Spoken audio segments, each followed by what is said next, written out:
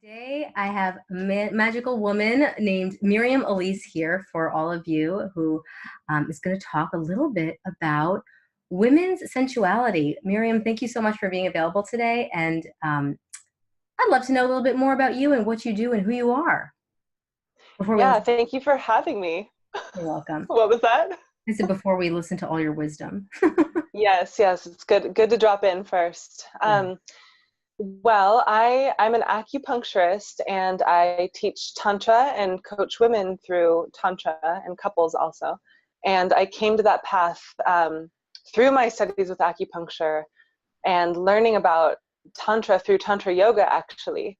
And I've developed it into something that I do for my life's work as a healing practice, using Mhm.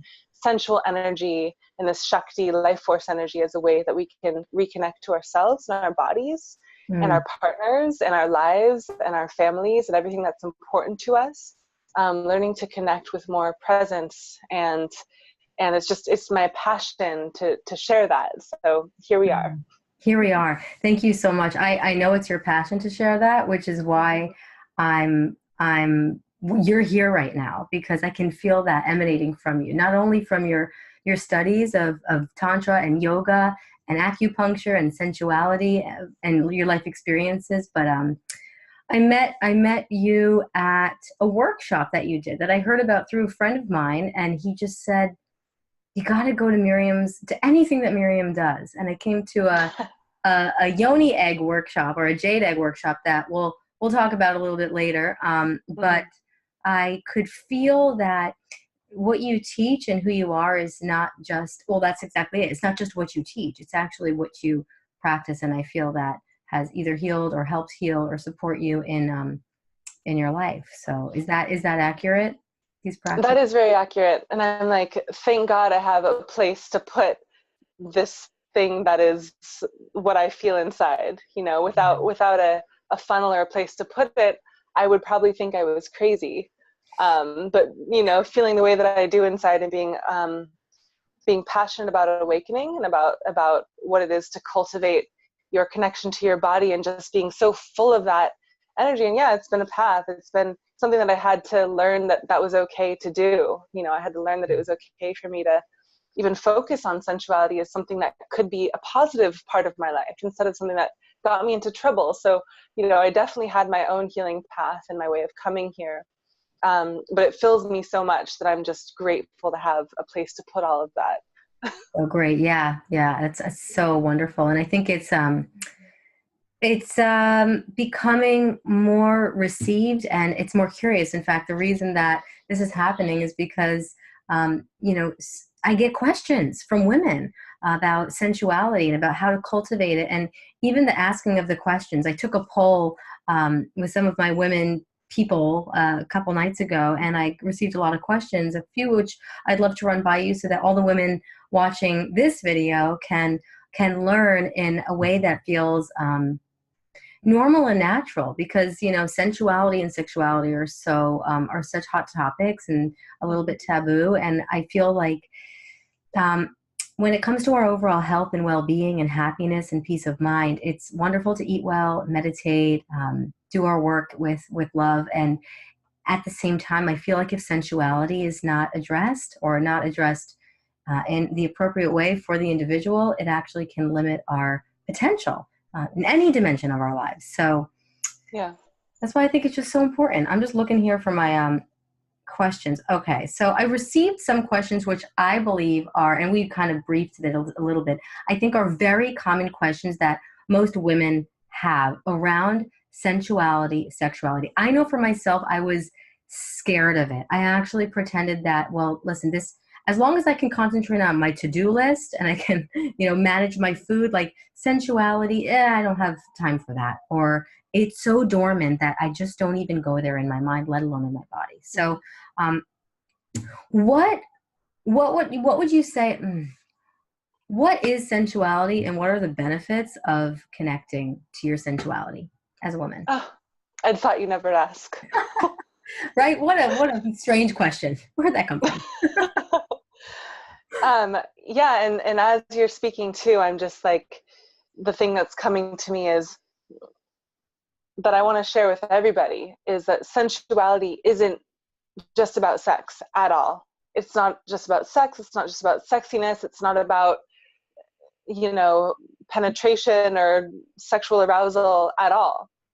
It's about having a relationship with your senses, Mm.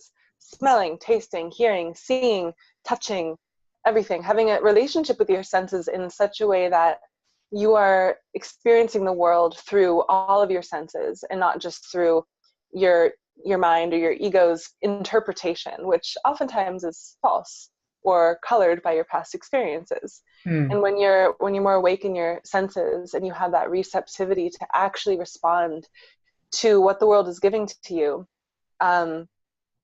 through that sensual awareness, it brings you to immediate presence, and it brings you into a state of kind of communion with the truth of what's happening in that moment. Beautiful. So yeah, and waking up the ability for your body to feel more, to sense more, is waking up your ability to listen deeper and to be more in touch with the part of you that, follows intuition and knows how to respond to your intuition. Mm. And it becomes this, there's a masculine, both women and men have the feminine and masculine. So the masculine part of ourselves that wants to drive and focus on an end point and make it about a thing and get there and finish and it's over, whether that's about sex or whether that's about your spiritual path or anything that you're doing, that drive to A to B to C, straight line. That's the masculine directive. And the more feminine directive is more creative, more sensual, more listening, and more surrendered and kind of open. And it's this kind of like container of awareness and less knowing, less ego mind, and more just awareness. So I think that's a good lens for people to kind of come to work on sensuality through, so they can understand it's not just about sex. Yeah, it's beautiful. I think it's so important.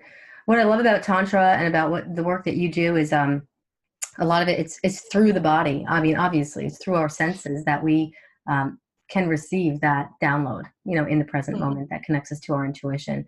And when you said something about our ability to feel, our capacity to feel, and though sensuality is absolutely not just about sex, and at the same time, I receive questions more often than not that many people, whether they've already had children or not even, that the sexual piece, their sexual center is closed for business, like Right. dormant, no sensation, no desire. And again, I said this is some women that I know who have had children, and after that it's like, see you later, alligator.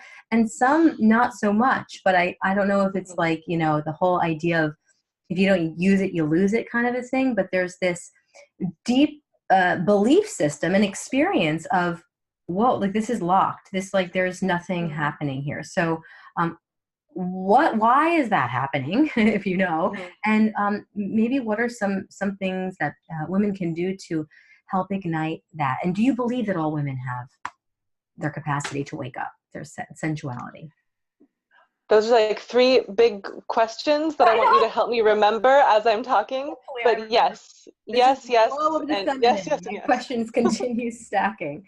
I have them written down, Yes. masculine. So, Okay. yeah. So first of all, you mentioned just the word, the verbiage of the ability to perceive through the senses, Yes. and this ability is something that can get lost or numbed. Whether it's ability to see beauty, we can forget our ability to see beauty. We can lose our ability to taste flavors and smell fragrance over if we're toxic on the inside, if we're depressed on the inside, if we have emotions or thoughts that are shutting us off from really receiving what's around us.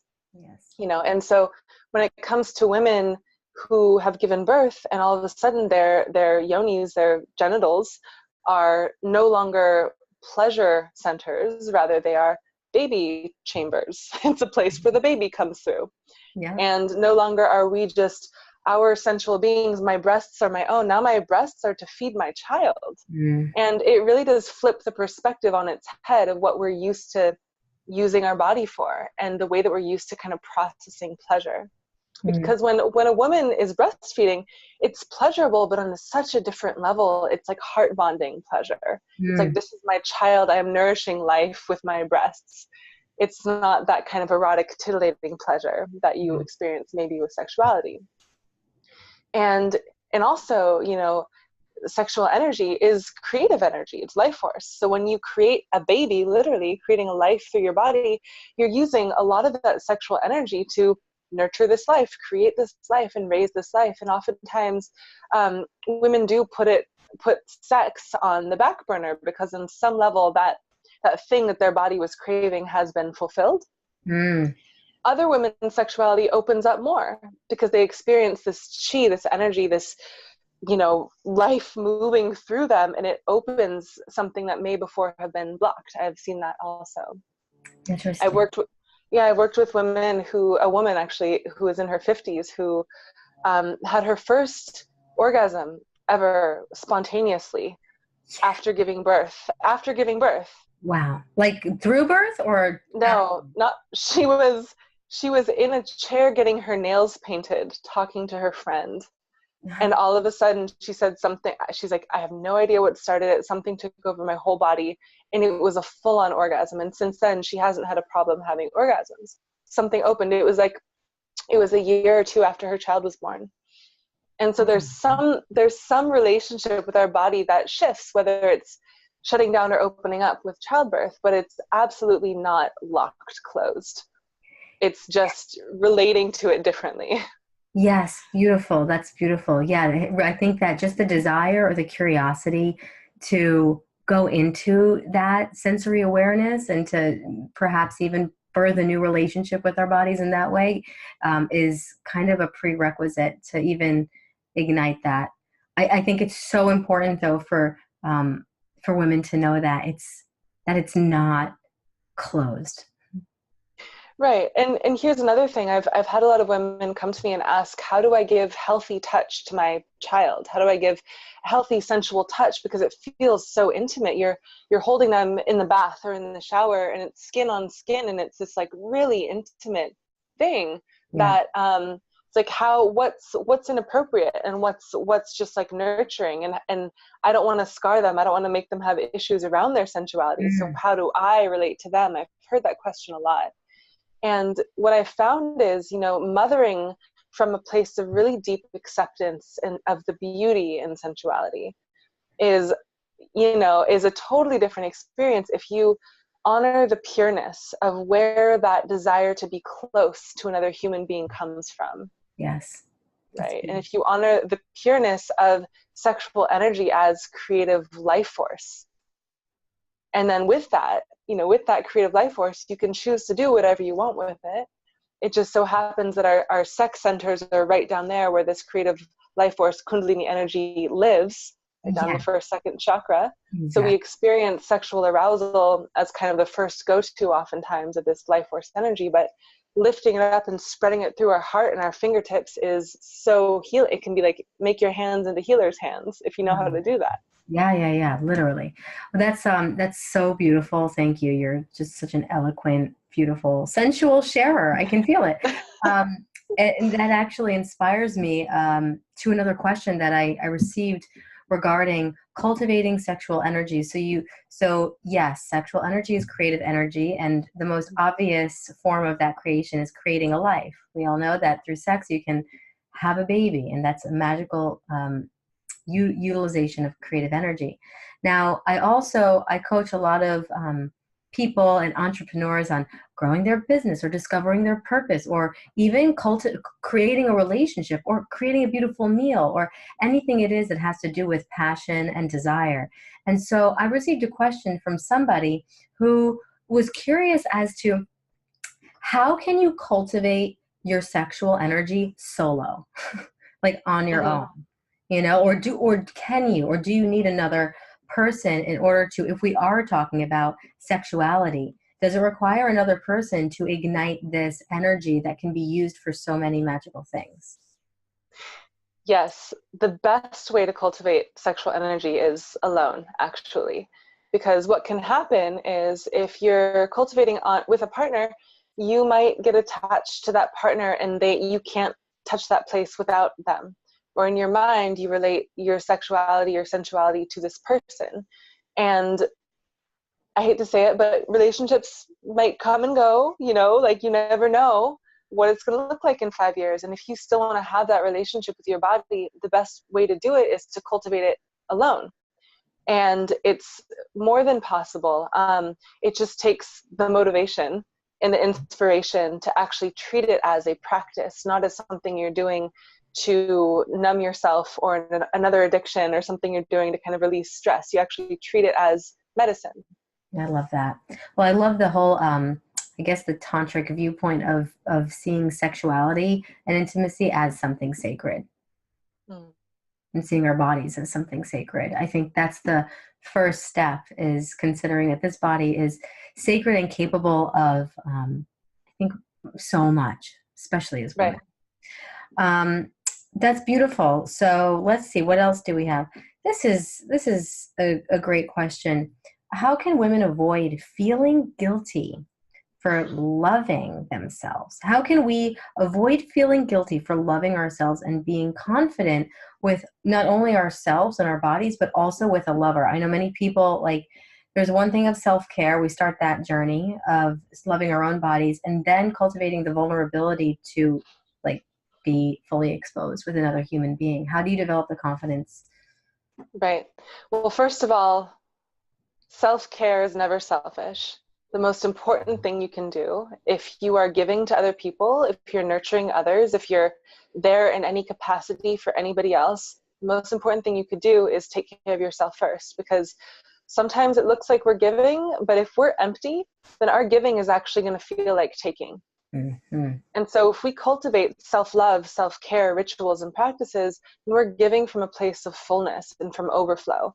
And that is so important to actually make the giving be nurturing and healing. Yeah. And then when it comes to cultivating confidence in that, like, I hear a lot of women saying in bed, they are terrified to ask for what they want. They're terrified to say slower, to the left, faster, will you please do this to me? Yeah. Because there's lots of different reasons, and a lot of it is rooted in sexual shame. And the shame of being seen as a fully embodied, sexually empowered woman. Yeah.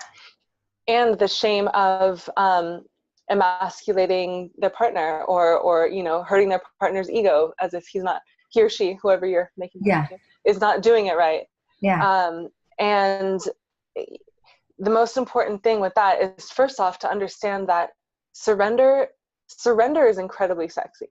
That's the feminine component, when you're able to fully let go and fully receive what your partner is doing. But there's something about being directed, so that if your partner, for whatever reason, isn't totally able to listen to your subtle inner voice, or maybe your inner voice, the one that is feeling like, okay, he's doing that thing again, you know, like, I hope this ends soon, that weird thing that he does with his tongue or his hands or whatever. Okay, I hope this ends soon. And a lot of women actually shut down their ability to communicate with their body without even using words, because they're terrified of having their partner think that they're disconnected or that they're not good in bed for whatever reason. Yeah. And so women shut that down and just try to get really tight and just lay there and pretend that everything is wonderful, and maybe they make some noises, and it's this really disconnected and disconnected view of sexuality. Whereas if you're with a partner who you love and trust, who you know that is going to listen to you and is going to want to give you pleasure, and who you know is going to derive immense pleasure from your pleasure, which most people do derive immense pleasure from giving pleasure. Very important to know, yes. Very important to know. And you're able to have even a word or like a body movement or something that you can do to signal that, like, that's a little bit too much. You know, maybe you just kind of back away or kind of push them away with your hands a little bit too much, and have a conversation about it afterwards. You don't have to have the conversation in the moment to kind of ruin the moment of sexuality. Yeah. Or saying like, oh, I love that. Will you just go a little bit to the left? Oh my God, that's amazing. Like saying it like that, and rewarding them for doing it. And it can create such an empowered feeling inside of a woman if she knows how to use her voice to ask for what she wants, and it can totally transform lovemaking. That's beautiful. Thank you so much. Yes, it's so healing. And I feel, and I've taken a couple of workshops around this topic, and I feel like even for men or partner or whoever it is, when a woman does first of all know her body, which comes through self-care and self-love, and enough to speak her needs, or somehow, like you said, suggest her needs in a sexual experience, it's almost a turn on for the partner. Mhm. Like, whoa. I mean, especially when it's done, not like, oh my God, you don't know what you're doing. Not like that. But when it's Mhm. done with love and care, and it's this sense of knowingness of your needs, it's kind of hot. It's a sense of working together to make the sexual experience the best that it possibly can be. Yes. Yes. And in Tantra, they believe that sex, and specifically that orgasmic state, not necessarily climax, but the orgasmic state of union and breath and sensual pleasures and bliss that can come from sex. They believe that that's the closest to God. And especially if you reach orgasm, especially the height of climax, is a moment where you are no longer here and you're in touch with this something totally different, where you're just open to this beauty and light that's rushing through your body. And that's the moment where you have the opportunity to connect to the divine. Yeah. And if you have, everybody's body is different. So every woman is so different as far as what does it for her. And if a man has been with more than a few women, he's going to really know that and notice that, if the women are able to be honest about, what they want, or be Yeah. able to Yeah. at least, to at least Not one size fits express. all. What was that? Not one size fits all. Not one size fits all.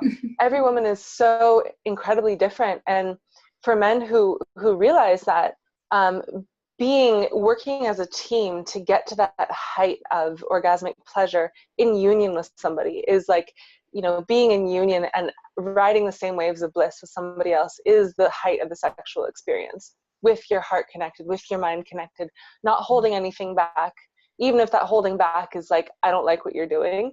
Yeah. Actually finding a way to make that known so that you can get on the same track together. Beautiful. Yeah. So when those things come up, that's normal. It's just finding a way to get that energy to continue moving so you can connect on a deeper level. Just about every woman I've talked to has gone through that at least 10 times in her life. Yeah. I'll join the club. Yeah. No, it's so powerful though. I remember someone, oh gosh, when it's just you just kind of get out of your head during sex. I'm like, how? I wish I could just chop off my head.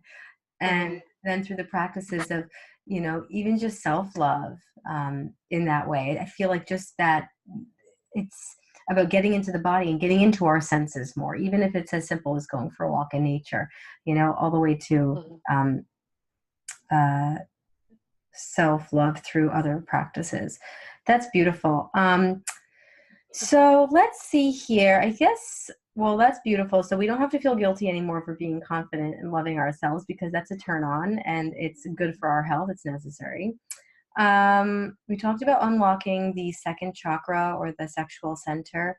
Oh, this is a great one. So this was like a long kind of inquiry I got from somebody. But so with, we're in this little bubble right now of magic and bliss and heightened levels of consciousness and curiosity and inspiration. But then we take a step out into our world, and, sexuality is still relatively taboo in our culture. And there are still the experiences of sexual harassment and verbal attacks, especially on women, but probably on men as well. And I received a question from somebody who works in a 9-to-5 job, and she receives, she called them verbal attacks, or acts of sexual harassment often. And she's the type of person that, because of that, over the years, she protects herself by, for example, just wearing clothes that cover her up and don't make her feel sexy or sensually attractive. And it obviously affects her mind. So she's been suppressing or protecting this energy. And she's wondering, can you protect yourself from those external forces of aggression or sexual harassment, while still being sexually and sensually empowered in the world? Hmm. That's a great question. And I think the answer is could shift depending on what specifically we're talking about. But what I always come to, and actually my first work into with Tantra Yoga was all about cultivating the third chakra, which is about boundaries. And also noticing, being fully aware of how my sexual energy is running in my body, and Yeah. knowing that if I am holding my power in my core, then even a cat call could feel like fun and flirty. Mm, If I'm feeling already guarded and kind of afraid, then a cat call feels threatening. yeah. Not that it's okay to, not that cat calls are always great. I mean, sometimes you feel like, Jesus, guys, I'm just wearing a skirt. Yeah. Like, um, Yeah. but relating to your sexuality in a different way, if your third chakra, if your inner fire is really pumped up and you feel like you're circulating, like I exercise often because I have to, because that's how I move my sexual energy through my body, and it's how I Um, move my mental energy through my body. If yes. I don't, I start to zzz, so I have to get down into my body, and the stronger that I feel, the more upright that I stand. Yes. And the more upright that I stand, if a man looks at me and I can tell that he has maybe his desire, maybe he's kind of like, huh, and I feel kind of creepy vibes from him, I just kind of smile and nod and close my eyes and look away. But Yeah. I receive it as thank you, no thank you. Thank you, no Yes. thank you. And Yes. that's the way that I still feel empowered. I'm like, wow, thank you for seeing something in me that makes you want to come closer. And yet, no thank you. Yeah. And just not even saying that, but feeling that in your body, like thank you and no thank you. Yeah. Because Yeah. It's a real thing. It's a vibe. it's a real thing. It is. And if anything, while men may still be drawn to that energy, they see it more as a powerful feminine than as somebody who they're going to want to latch onto because of perceived vulnerability. Yeah. Yeah. That's beautiful. I love that. That's what I really love about understanding um, our bodies and our energy. That this whole idea of, feminine empowerment or sensuality or connection, it's not all flowery. I mean, it embodies all seven chakras and more, but it is about standing in our power and cultivating those boundaries before ourselves. Because I find that when we allow others to, um, steal our power in a way, that's when we can feel angry or upset or frustrated, or there's this constant Mm. battle with the outer world. Instead of, as you mentioned, as you said so beautifully, it's like, thank you, no thank you. It's like, Mm-hmm. I'm here, I'm in my power.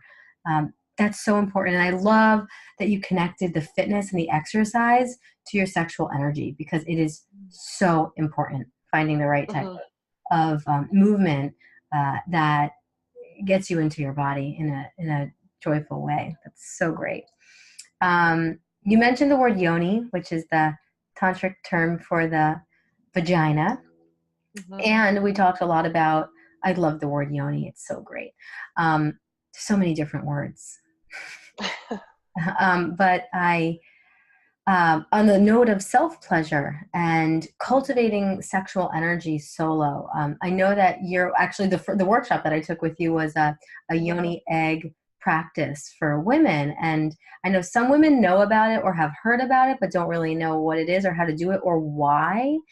So, can you tell us more about that and how that can help us initiate this practice of self love and self care and sexual freedom? Yes, to all of the above. So, yeah, the yoni egg or the jade egg, it was originally, well, let's give some history here, originally made out of jade and originally used in ancient China. One of the emperors had many wives. Actually, they probably all had many wives, but it was used by the wives to keep themselves looking young. And somehow cultivating sexual energy makes your skin glow. Somehow squeezing and pulsating your yoni, your vagina, um, helps create more lubrication and more blood flow and increases sensation and makes your arousal more available to you. So it came from thousands and thousands of years ago. And up until pretty recently, as far as I know, the practice was fairly dormant. And thank God to this uprise of feminine, sexual empowerment, tantra in the West, and sexual empowerment period, where yoni eggs are coming more into the popular eye, But really, what this practice does, besides its straightforward benefits of helping you feel more connected to your sexuality and helping you have, stronger, more powerful orgasms, which it can do, because if you're building a muscle, you think of what is an orgasm. It's a tightening of the muscles, and then there's this huge release. So Yes. the more the muscles can pulsate and tighten, the more intense of an orgasm you're going to have. I've also had women who practice with the yoni egg, and all of a sudden they're having internal vaginal orgasms they never have before, because they're waking up the sensation just from paying attention to this part of our body, which a lot of us, I know so many women, myself included, that, come puberty, you get your period and you're freaked out by your own body parts. Like, what is this thing that bleeds? And like, oh my God. Yeah, just put something in there and so, away. Yeah. Yeah, and so we disconnect from it, and we're never really taught how to be in right relationship with it, with our own yoni. Yeah. And cultivating a practice with an egg, with a yoni egg, is a way to say to your body, I love you, and I'm listening. Yeah. And I'm paying attention to you, and I want to develop this relationship with you. Yeah. And another beautiful thing about the yoni egg is I use them for intention work. So you think of the womb as, the earth. It's like the womb of the earth. And the egg is like a seed, and you're planting a seed of intention into the earth. And so you can pray with it. And you can put your intention into the egg and then do your practice. Place the egg inside of you and imagine this intention, feel this intention inside of your body, inside of your sexual centers. And that's like the basis for sex magic. If any of you guys have heard of sex magic, is Level praying 2. or setting Stay tuned. intention. Yeah. Yeah. What was that? I said level 2. Stay tuned. Level 2. Yeah, exactly. Well, essentially it's using arousal and sexual energy in climax to focus on intention, and that moment is a moment of creation, right? The moment of, the sexual energy is creative energy. So it's a beautiful way even to just clear out whatever you don't want and put in whatever you do want, any beliefs, any past lovers, any traumas that you've experienced. So it's a great self-healing tool. Yeah. And yoni eggs are now they're made of all different types of stones, right? Not just jade. I know I have rose quartz. And do you believe that the eggs, depending on the type of stone, that would have a different result in the womb? Or is it more like, because I know, like, for example, what's the one, black onyx, or one of the Black obsidian? Black obsidian. It's for protection. All different types of stones that have different qualities. Or does that make a difference? I do believe it makes a difference. I am more of a believer in the power of prayer and intention and awareness than I am in the metaphysical properties of crystals. I believe that they're real because I've felt different crystals and I'm like, oh, I can, I get it. I get it. Yeah. They have a different and for me, I'm somebody who, if I feel something, then I will subscribe to that belief. Yeah. And with the yoni eggs, some of them I really do, like the rose quartz. It's just like melting my heart open, and with the darker stones, the black and the dark reds, and those colors are representative of the root chakra. So it's really good for grounding and protection and stability. That's beautiful. But we have to be careful because a lot of the stones, even that are commonly used, have heavy metals in them and lead in them. Like labradorite, for example, it's one of my favorite stones, and it just happens to have, I think, it has lead in it. And so it's not something you want to keep in your body at all. But the ones that I know are safe are rose quartz, black agate, black obsidian. There's a lot of safe ones, but I know tiger's eye isn't safe, labradorite isn't safe. Wow, interesting. So I didn't even know that. yeah, and I was actually taught that by one of my yoni egg suppliers. I went to make a big order and I was having a conversation with her, and she was like, okay, well, here's my list of the ones that are safe. I was like, what do you mean? And she told me, I Wow. was like, oh my God, women need to know this, you Yeah, know? because they're probably just choosing a stone based on, what they want to experience. Okay, interesting. That's good to know. We'll have to write a Mhm. list. How long do you, because I've heard different things about, so you take the stone, I know there's many different sizes, and you place it inside of the yoni and you can just Mhm. be with it, pulse. How long do you leave it in? What, what is the practice? Or It's what a great could, question.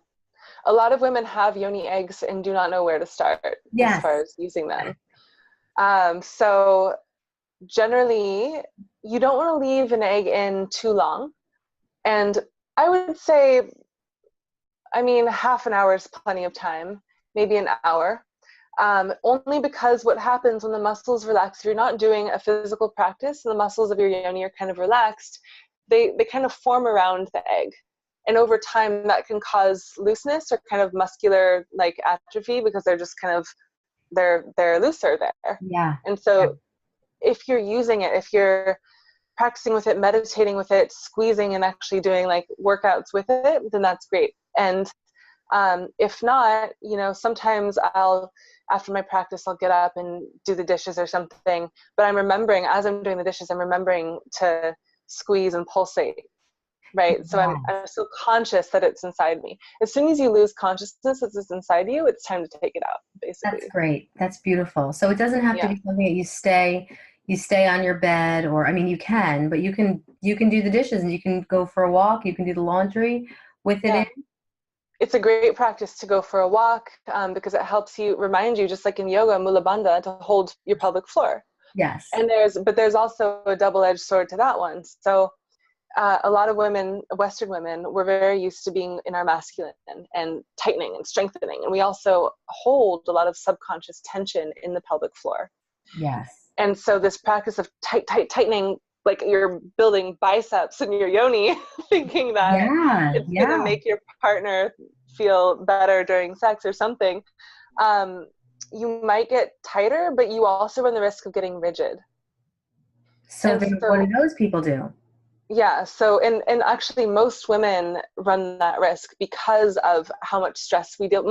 Women who live in a city, let's just put it Yeah. that way, like, Yeah. you know, because So of the stress that we deal with, it's so important to equally cultivate the ability to fully relax.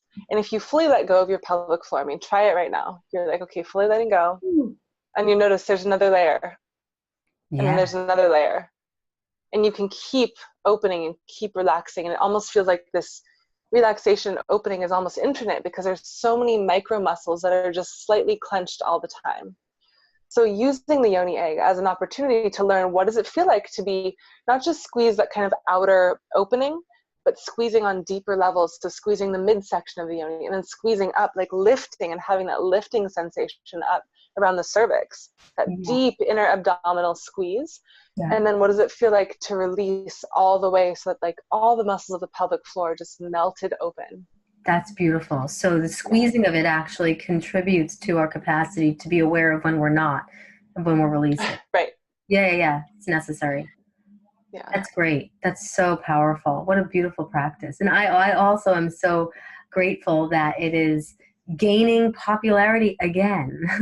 Mm-hmm. So many ancient traditions that, I mean, even yoga. I remember when yoga wasn't even popular. So Mm-hmm. tantra and all of these practices, I think, are just, it's this is not some sort of a trendy woo woo like new age idea that someone just invented. These are ancient practices that are just resurfacing again that will help us um, connect to our bodies so that we can create whatever we're meant to create in this world.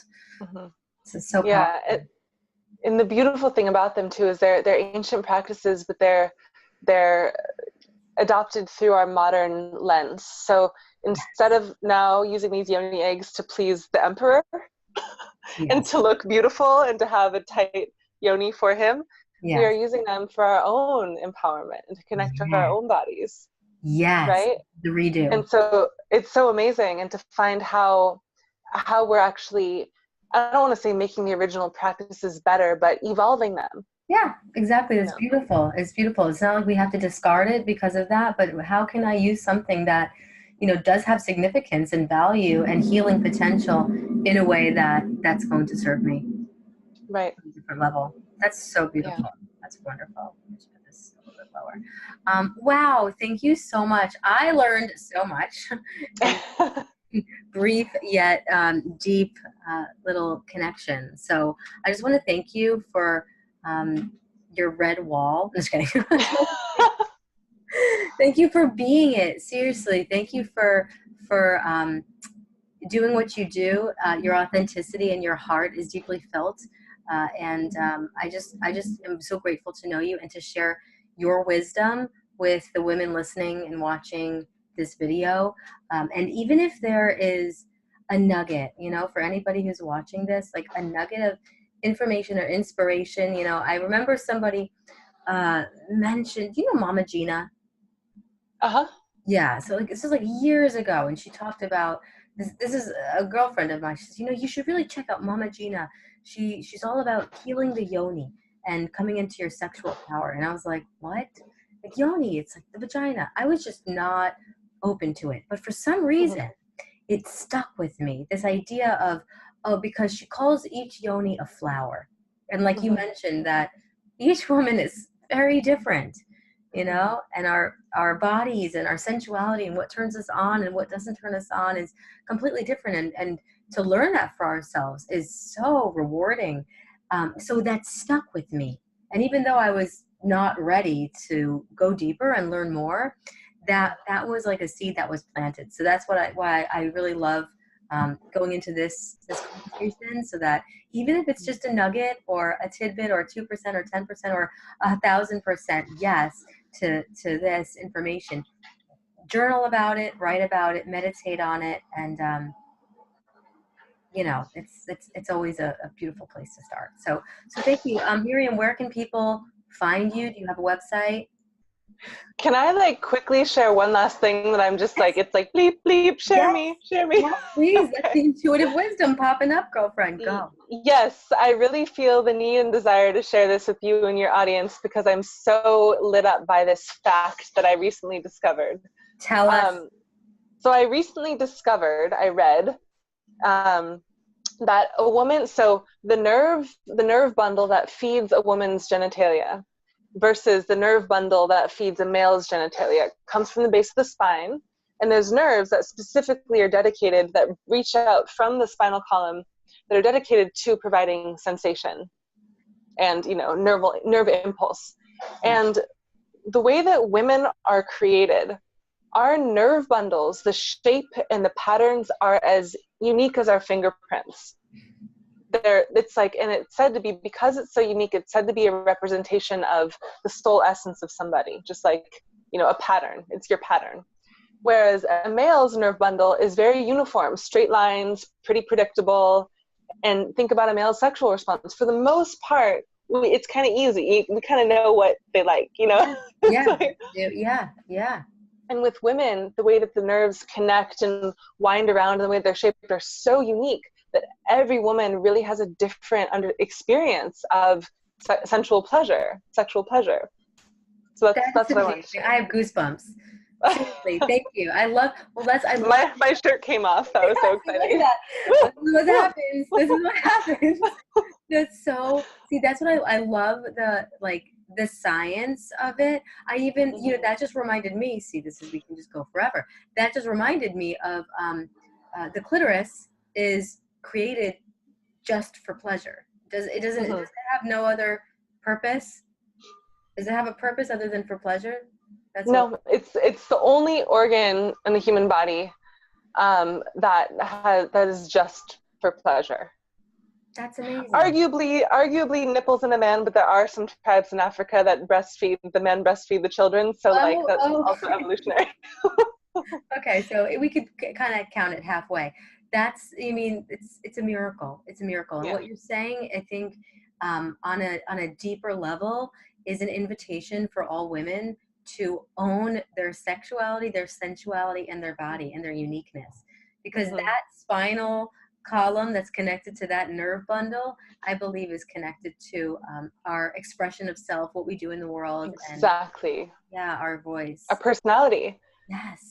As women, our personality is so much driven by how we experience pleasure, how we experience ourselves in the world, in our senses. So beautiful. Wow. Oh, wow. Thank you so much. This is so wonderful. Thank you. I think this is the most important information for women to have and for men to have and for the whole world to have because it's so healing. So thank Mm. you so much for being present, Miriam. And Thank you so much. let us know how to find you. I'll put a little link to Okay. your site, but it's your name, right? Yeah, Miriam Elyse, MiriamElyse is my Facebook, and that's also miriamelyse.com is my website. Awesome. Um, and Instagram is at pleasure as medicine. Pleasure as AS, not is as Pleasure medicine. as medicine. I mean, that says it all. I'll include the links here so people can get in touch with you. And you do sessions also locally in Southern California? Yeah, I do individual sessions with women and with couples. And I also lead monthly workshops in the Venice area, usually West Los Angeles. Beautiful. Awesome. Well, Yeah. I'll keep everybody posted. Thank you so much. And I'm sure we will connect again very, very shortly. I'm looking forward to it. Thank you for giving me an opportunity to connect with your beautiful tribe. My pleasure. Have a beautiful day. Mm-hmm. All right, you too. Bye.